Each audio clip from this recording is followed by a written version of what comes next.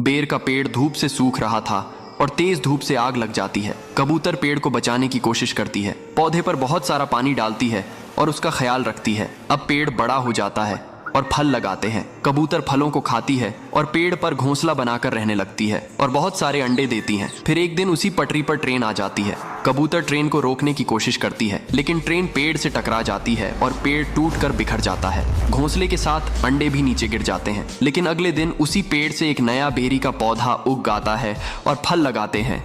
लेकिन कबूतर फिर भी रोने लगती है। फिर लाइक सब्सक्राइब